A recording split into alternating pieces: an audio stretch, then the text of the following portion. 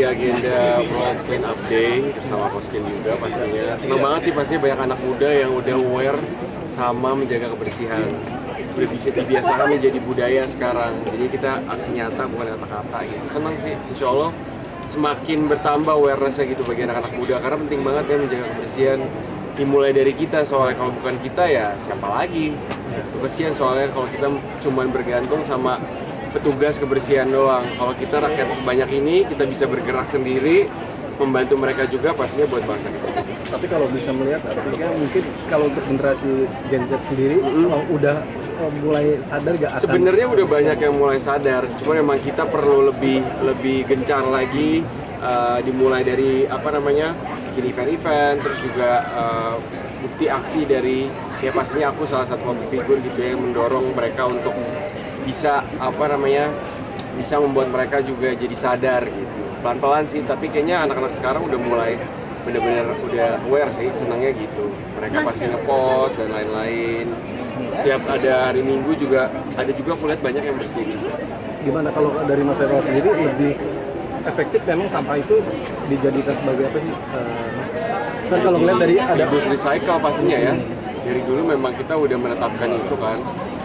Cuman kalau aku pribadi sebenarnya lebih baik kita pribadi tuh dari awal udah nggak pakai plastik seperti botol minuman, terus juga kalau misalnya belanja bulanan udah pakai kantong plastik, dan kalau bisa di rumah tuh udah milah-milah tuh mana yang botol-botol plastik, terus juga emang sampah yang berbeda. Jadi sekarang kita harus milah-milah gitu di rumah. Tapi Mas Reval sendiri di rumah juga melakukan hal itu? Melakukan hal itu sama, iya. Setiap hari pun bawa botol minuman, dari hal-hal kecil sebenarnya, cuman ya kita harus terapin biar jadinya sebuah kebiasaan.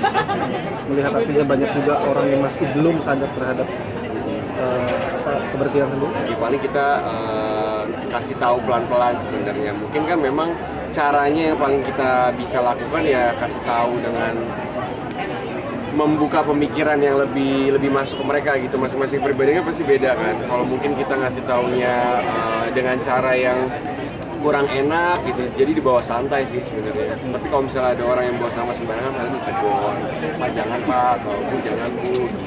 Mas Reval sendiri kan nanti memiliki followers yang cukup banyak juga gitu di Instagram segala macam. Tapi gimana sih Mas, menarik gak sih Mas ada mungkin komentar-komentar terutama kaum hawa yang lebih ke ngeledek atau lebih ke mantan tempat ya? Gimana?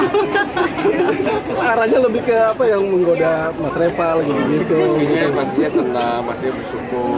Jadi beban juga sih, jadi harus memberikan contoh yang baik pastinya kan. Kita kan selalu dilihat, aktivitasnya selalu dilihat, terus yang pastinya menjadi bersyukur karena aku juga menjadi lebih jaga diri gitu terhadap diri sendiri.